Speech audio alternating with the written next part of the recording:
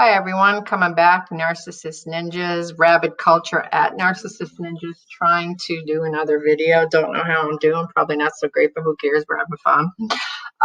As much fun as you can when you're studying narcissism.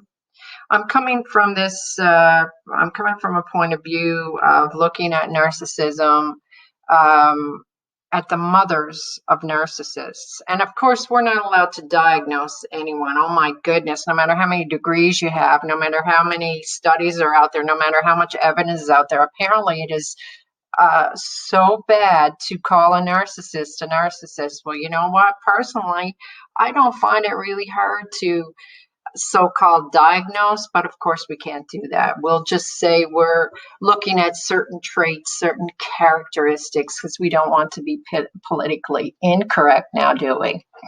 But anyway, if you notice a lot of these cases, these brutal cases where people do something so brutal, like the Chris Watts of the world, and in this case, the Casey Anthony, the mothers have very similar characteristics in these cases. Total denial that their little angels can do anything wrong, and that they have anything to be called out on. And that's what I've been looking at. I've been reading a couple of articles on this case and looking at the mother more so than Casey. Of course, it was never proven that this girl killed her kid. But it's like OJ, you know, he got away with it too. And she even compared herself to OJ at one point, which I think was a very kind of weird thing to do. I will try to find that video and link it below so that you can hear in her own words how she compares herself to OJ, kind of like feeling like a victim. Very interesting. Now, if we notice, we look at the pattern of Casey Anthony and her mom. It was kind of very unusual. Casey was an amazing pathological liar, and she was like that for years and years.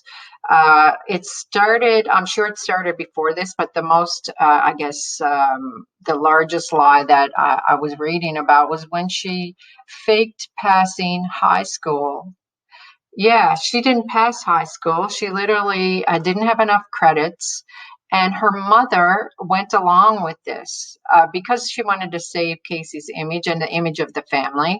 She ended up having a party for Casey and pretending that she passed high school.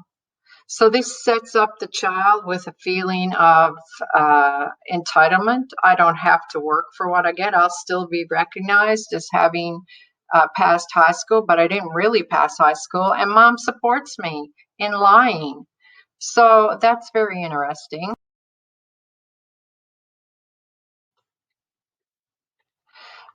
Basically, what mom did was provide a huge party for Casey for her high school, even though she didn't pass. So she, you know, it was just, she was very, very concerned about that image.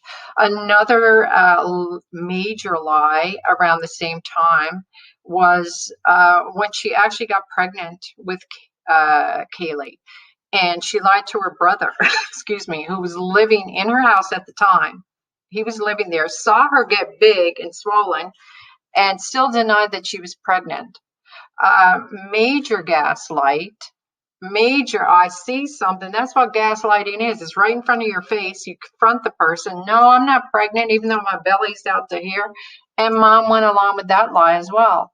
So we see the pattern here of mom covering up for Casey. And that's a concern. That's, to me, is a major red flag.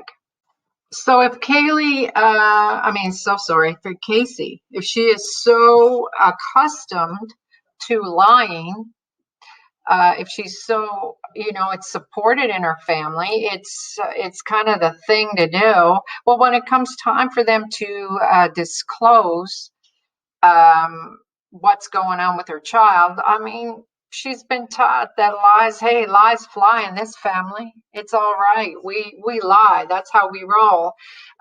When the 911 call went out to